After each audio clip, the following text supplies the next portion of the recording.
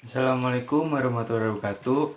Perkenalkan, nama saya Muhammad Alaksa Gibrani Azari dari kelas 10 IP. Kok 10 sih? Assalamualaikum warahmatullahi wabarakatuh.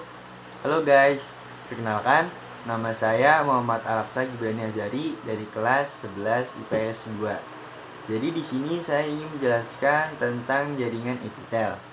Sebelumnya, jaringan hewan merupakan sekumpulan sel-sel yang mempunyai bentuk serta fungsi sama sehingga membentuk jaringan.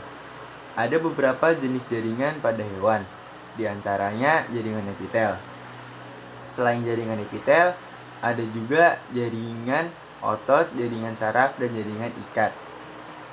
Mungkin belum banyak orang yang tahu tentang jaringan epitel, jadi di sini saya akan membahasnya. Saya di sini akan bahas 4 materi tentang jaringan epitel. Yang pertama ada pengertian jaringan epitel, fungsi jaringan epitel, ciri-ciri jaringan epitel, dan bentuk-bentuk jaringan epitel. Oke, mari kita bahas. Yang pertama ada pengertian jaringan epitel. Jaringan epitel adalah jaringan tipis yang menutupi semua permukaan tubuh yang terbuka. Jaringan epitel pada hewan terdiri dari ribuan sel. Jaringan epitel yang melapisi permukaan luar tubuh disebut epidermis. Sedangkan jaringan epitel yang membatasi permukaan suatu rongga tubuh disebut mesotelium. Sementara itu, jaringan epitel yang membatasi organ dalam disebut endotelium.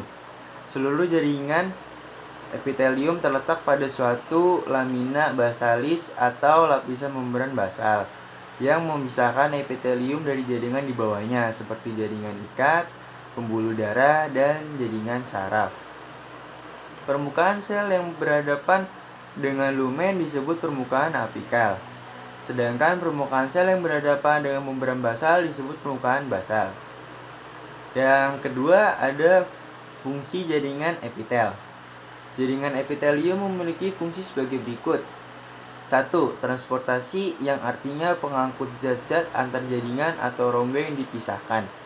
2. Absorpsi, yang artinya penyerapan sari-sari makanan pada usus halus. 3. Pelindung jaringan di bawahnya. 4. Sekresi, yang artinya menghasilkan zat atau enzim dari epitelium membran maupun kelenjar. 5. Ekresi, yang artinya membuang sisa-sisa metabolisme air atau karbon oksida dan garam-garam tertentu. 6. Eksteroseptor, yang artinya menerima rangsangan dari lingkungan. Yang ketiga, ciri-ciri jaringan. Jaringan epitelium memiliki ciri-ciri sebagai berikut. 1. Sel-sel penyusunnya tersusun rapat sehingga hampir tidak ada ruang antar sel. 2. Tidak mengandung pembuluh darah dan pembuluh limfa, tetapi mengandung sel saraf. 3. Sel-sel memiliki daya regenerasi yang tinggi. 4. Bentuk selnya bervariasi, seperti berisi, bersudut banyak, atau tidak. Yang keempat ada bentuk-bentuk jaringan epitel. Yang pertama ada epitel pipih. Epitel pipih tersusun dari sel-sel yang berbentuk pipih seperti lembaran. Dengan inti sel tampak seperti cakram. Epitel pipih dibedakan menjadi 2 macam, yaitu epitel pipih selapis dan epitelium pipih berlapis.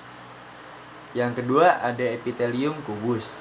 Epitelium kubus tersusun dari sel-sel berbentuk kubus dengan inti sel berbentuk bulat di tengah epitelium kubus. Epitelium kubus dibedakan menjadi 2 macam, yaitu epitelium kubus selapis dan epitelium kubus berlapis. Yang ketiga ada epitelium silindris. Epitelium silindris tersusun dari sel-sel yang berbentuk heksagonal memanjang atau silinder. Inti sel dari epitelium ini berbentuk pipi memanjang. Epitelium silindris dibedakan menjadi 3 macam, yaitu epitelium silindris selapis, epitelium silindris berlapis, dan epitelium silindris berlapis semu bersilia. Itu saja yang bisa saya sampaikan. Sekian, terima kasih. Mohon maaf apabila ada kesalahan. Wassalamualaikum warahmatullahi wabarakatuh.